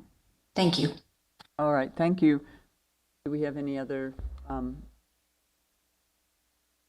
public comment? I don't see anybody raising their hand. All right, with that, I'm going to close the public expression on the revisions. And going forward, did we correct Mr. Ye's, just identified what he was talking about? I believe he was talking about finding number 1, Yeah. and I Yeah. think that we should bring that into conformance with special condition 19. Okay. You could just say town of Mendocino and surrounding area as illustrated in the exhibit 1, or whatever it is, attachment. Yeah.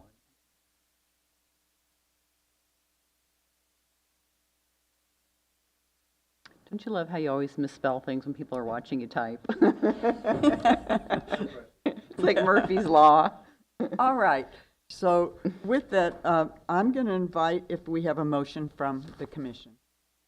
Sure, I would like to move that we adopt resolution UM 2024-0008, funding the mitigated negative declaration with addendum prepared by the lead agency to be adequate and granting a coastal development use permit modification for the demolition and replacement of 2 existing water tanks, chlorination and control building, and related infrastructure, installation of a driveway off Little Lake Road, improvements of 2 existing wells, conversion of existing test well into a supply well, installation of up to 6 new test wells, and demolition of 2 sheds as modified during the Planning Commission meeting today.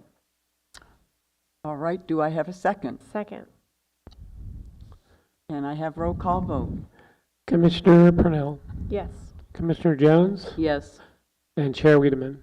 Yes. Motion passes unanimously. Right. Well, thank you. Thank everybody for participating. And now we'll move on to our next agenda item, which is case number UM 2020. Excuse me. It's 6C case MS 2022-0002.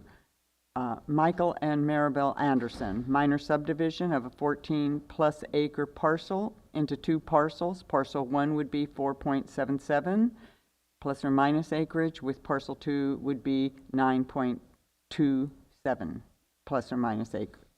So I will open the public hearing, and I want to ask the clerk if there has been any correspondence on the telephone and calls received. All correspondence have been posted to the website. Okay, and can we have staff presentation, please?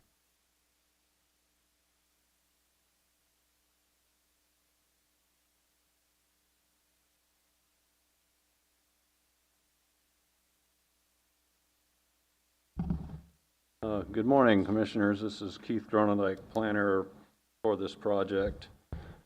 I guess I should read the location. The location is inland, 2.0 plus minus miles north of the city of Fort Bragg Town Center, lying east of State Route 1, 0.5 miles plus minus miles north from its intersection with Airport Road, located at 22601 North Highway 1, Fort Bragg, parcel number 069-231-39. I have a short PowerPoint. So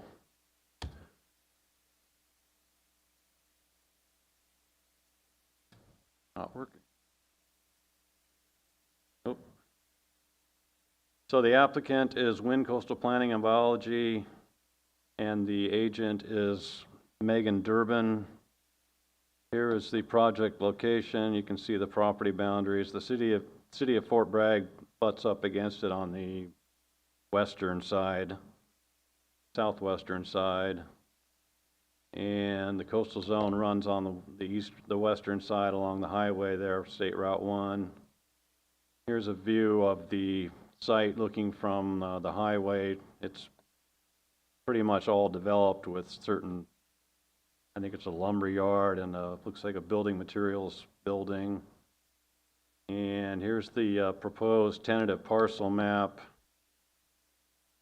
showing parcel 1. They made a small minor adjustment on parcel 2 to include an area up there to the northwest or northeast for a septic system. The septic system has to be on the same property as it's serving. So they made a minor adjustment, and all of the required findings for this project have been made, and the staff has completed an initial study for the proposed project in accordance with the California Environmental Quality Act, and determined that the project would not have a potential significant impacts on the environment. As discussed in the initial study, the proposed project could result in some impacts. However, these were considered to be less than significant. Staff recommends that the Planning Commission adopt a negative declaration for the project. By resolution, adopt a negative declaration and grant minor subdivision MS 2022-0002 for the project based on the facts and findings and subject to the conditions of approval contained in the resolution and Exhibit A. Concludes my presentation. If you have any questions, I'll be here. All right. I'll invite the commissioners if they have any questions for staff's presentation. Commissioner Jones? Yeah, I have a question. So normally when I do a subdivision, one of the things that I want to make sure that subdivision holds is that it doesn't create any new non-conforming buildings. So I wanted to make sure that you actually checked all the setbacks for all the buildings to make sure that this project doesn't actually create new non-conforming structures that would have been conforming were it one parcel. And I just didn't see that analysis done, so. Yeah, this site plan doesn't really show the distances, but an enlarged site plan that was submitted shows that the buildings meet the current setback requirements for the industrial zoning. Okay, well, normally, again, like I said, it would be nice to have submittals that show the things that you need to show for us to make a well-informed decision. Because it looks to me on this subdivision map that at least 2 of the buildings are right adjacent to the parcel line, or 3 of the buildings are immediately adjacent to the parcel line. Can you confirm with me what the setback is for the industrial zoning district on the side parcel boundaries? I believe it's 5 feet. I don't believe that's correct. And yeah, the other site plan does show the buildings do meet the minimum setback requirements, but it's zoomed in a lot further in than this is. Can you put that on the screen? I don't know if we scanned it.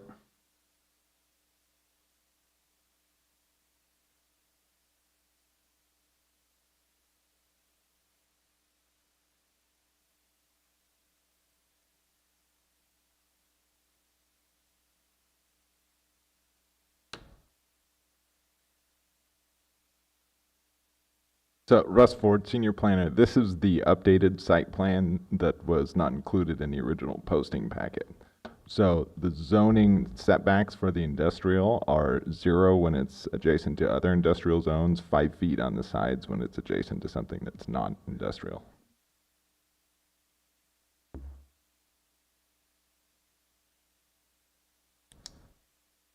Thank you. Okay. Commissioner Parnell, do you have any questions? No question. And I have no questions at this point. Seems pretty straightforward. Therefore, I'm going to move the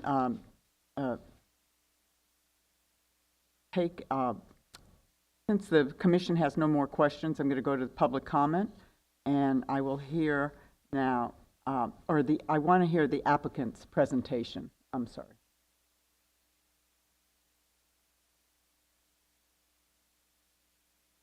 Yes. Okay. Okay. Megan Durbin from Wind Coastal Planning and Biology, a planner and the agent for the applicant.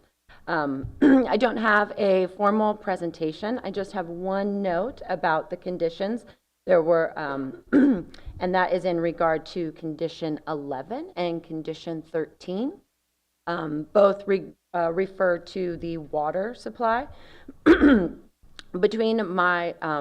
Based on my correspondence with staff in preparing for this hearing, condition 11 is a standard condition from environmental health, and the language in that condition refers to an individual water source being on both each parcel 1 and parcel 2. Condition number 13 refers to a water sharing agreement, which is indicative of the actual circumstances and conditions on this parcel. So there is a little bit of contradiction between those two conditions. And I think that, however that should be handled if condition, and it's specifically in the second bullet point of condition 11, where it says, it's speaking to a water test being performed by a qualified by a qualified individual. Those tests were performed already, but just the language refers to a water source located on parcel 1 and 2 of the subdivision. I don't know what the best way to address that is, but I just wanted to point that out. That's the only thing we see that may require some refinement or edits. Other than that, there were a couple little discrepancies and other additional information about data that's in the staff report, and I provided that through public comment yesterday, as well as the acreage discrepancy was addressed with a staff memo. And other than that, available for questions. Thank you. So is there another staff person or applicant wanting to speak, or you're representing the firm? Represent. Okay. Yes. Yes. Okay. Do we have any questions from the commissioners to the applicant at this time? What would be your specific recommended changes on the condition? I think that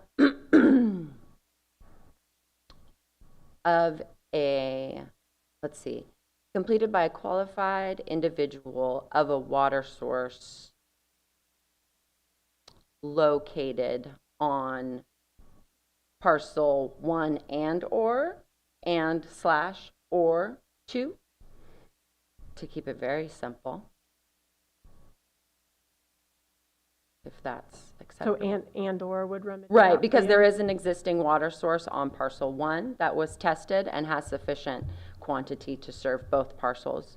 And that was, vetted and talked about with at the subdivision committee with environmental health, Marlena.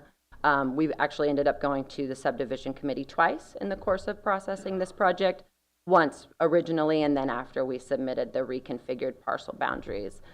So it was, the scenario of having one water source that is going to serve both parcels was vetted with environmental health at that time and acceptable to them. Thank you for elaborating. Okay, Commissioner Jones, did you have any further questions? Nope. And I had no questions at this point for the applicant. Thank you. And is there any other public comment at this point?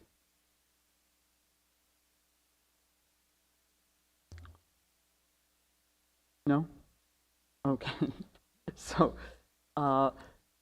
I will then ask staff if they have any final remarks. No, other than just reiterating that change, maybe saying located on parcels 1 and/or 2. Is that what we're looking at?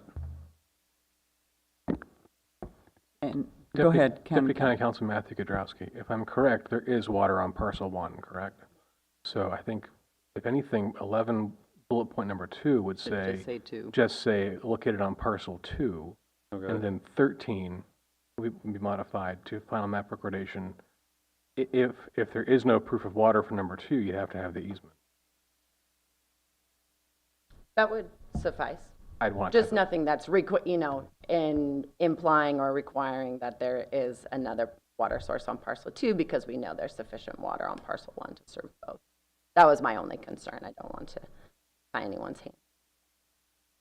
Okay, well, I think the goal here is to make sure there's water on parcel 2 itself. So if there's proof of water for that, or if that isn't done prior to recordation, there'd have to be an easement allowing parcel 2 to use parcel 1's water. I think Correct. that would be okay. You can give us 5 minutes to write that. Yes. As long as it's clear. Okay, so it's 12 o'clock. We're going to break for 5 minutes. 12:05, we'll be back.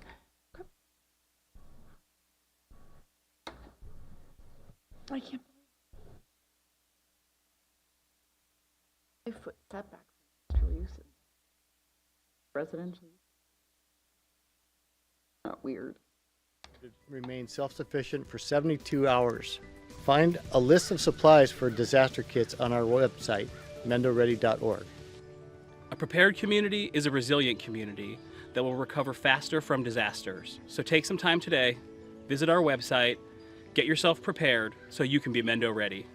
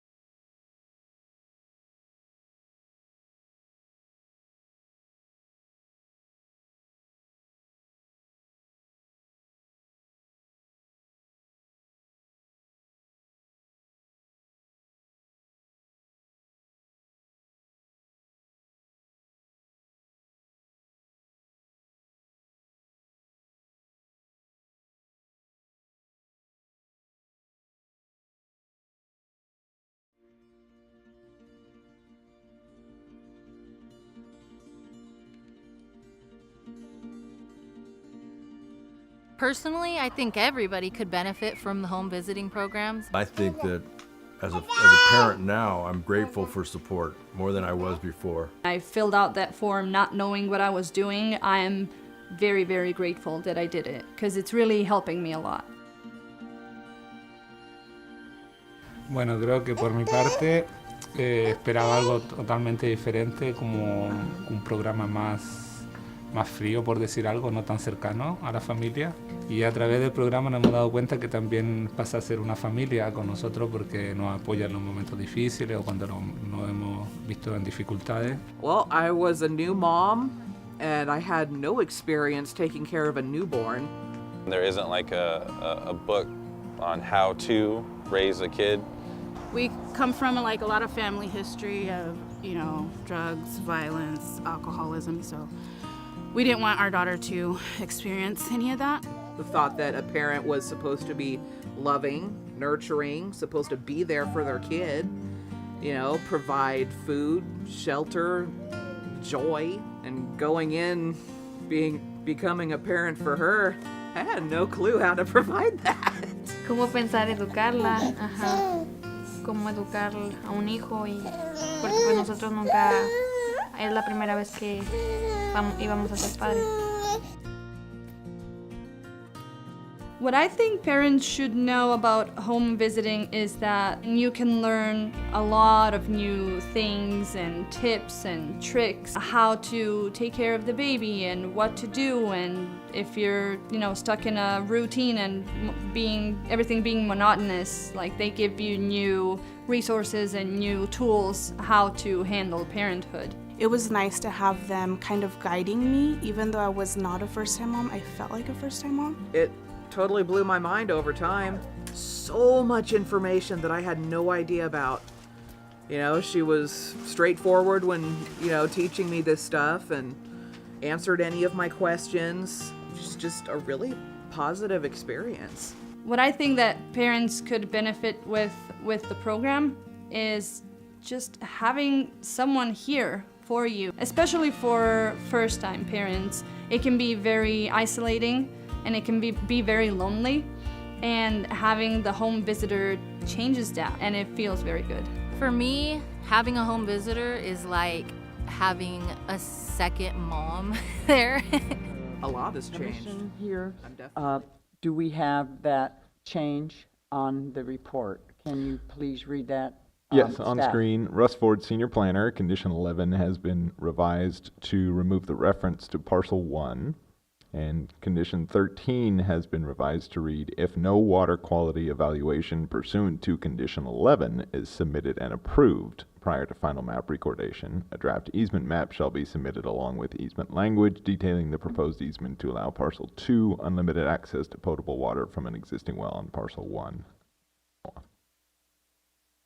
And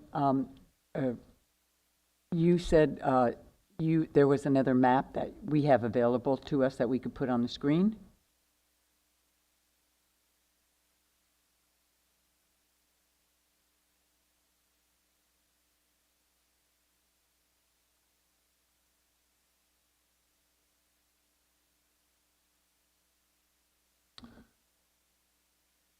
There we go. I think that's the same one. This is the revised map that was posted with the resolution. I'm sorry, the memo.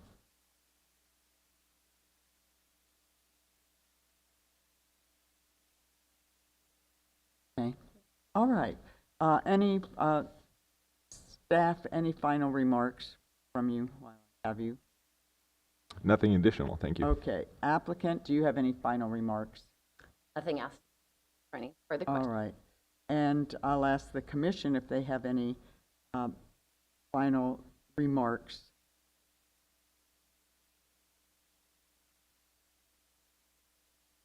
I need a moment to look at them.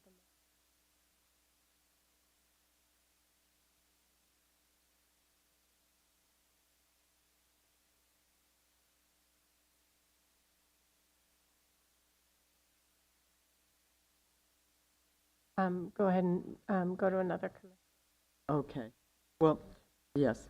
I'm going to close the public hearing. And now the matter is before the commission. And do I have any other comments from Commissioner Jones? No. So it looks like the existing driveway is going to serve parcel 2. And I just wanted to confirm where the access for parcel 1 is going to come There's from. an easement, the cross hatch is an easement. That was my question too. Thank you. Thank you. Okay. Yeah, because Caltrans really won't allow any more access points in that area. That serves the lumberyard too. Okay. Pull in. Thank all you. Right. That's all I have. Okay. And I have no further questions. So can I invite a motion from the commission? Guess I have to do it since. Huh. Mm-hmm. On a second. Oh, where is that dang resolution? Yeah, but that's not really, I know you guys like us to do it that way, but it's not. It's supposed to be there on the first.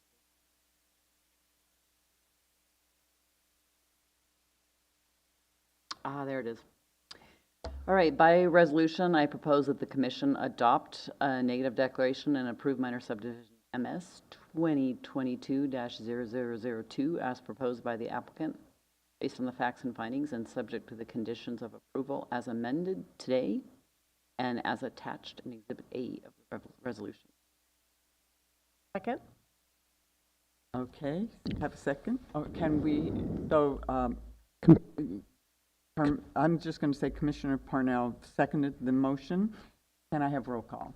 Commissioner Purnell, Yes. Commissioner Jones, Yes. Chair Wiedemann. Yes. Motion passes unanimously. Okay, wonderful. Thank you. Thanks for your patience. And we move on to agenda item number 7, matters from staff. Do we have any other thing on staff? So, Deputy County Council Matthew Gadrowski, there is technically 6C, which is nomination of one member of the Planning Commission to sit on the Airport Land Use Commission. Oh, yeah. Rolled right over that. Okay, 6. Is Elora currently serving? Deputy County Council Matthew Gadrowski, I believe she is. Okay. I'm wondering if we can kick this can down the road since we're absent 2 commissioners today. Yeah, because we don't know if she wants to keep serving or not, for example. I mean, I'm on it, so I can't do anything with that. I mean, being on it. You know, why you brought the commissioner or that commission, that committee, I think it's I think, what about the membership outside the commission? We have 2, and there's 4 or 5, and they're not very participatory based. Deputy County Council Matthew Gadrowski, there's a longer discussion to have there, but it's not agendized for today. Okay. Today is just if we're going to nominate one, and with 2 commissioners absent, if we want to just take no action on this item. And Yeah, put let's on a future postpone agenda. it. So do we need a motion to postpone it? I don't think it's a motion to postpone. I think the commission agrees to take no action. Staff will put that on a future agenda. All right. Therefore, we take no action on this matter today. And that leaves us with matters from the staff. Just want to wish everyone a happy holiday break and a happy new year. Oh, how nice. Okay, great. And do I have any matters from the commission? I have a matter. I will be in Costa Rica for January, so I will not be available to attend either meeting for quorum purposes. And I will be on vacation for the 3rd Thursday of the month, which I believe is somewhere. So I'm not going to be able to make that meeting if there is one.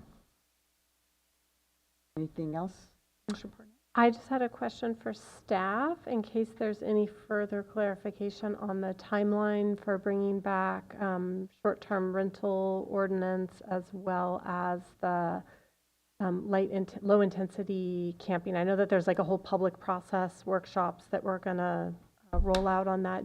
Are you aware of even a rough timeline for that? Russ Ford, Senior Planner, I can tell you that we're starting with stakeholder meetings. So the next step is going to be starting to organize some of those the first quarter of 2025, and then as soon as possible, get some recommendations back before the commission. Thank you. All right. Seeing no further commissioner comments, I will ask for an adjournment, a motion to adjourn. So moved. Seconded. All those in favor of adjournment? Aye. Voila. Yeah. Say goodbye to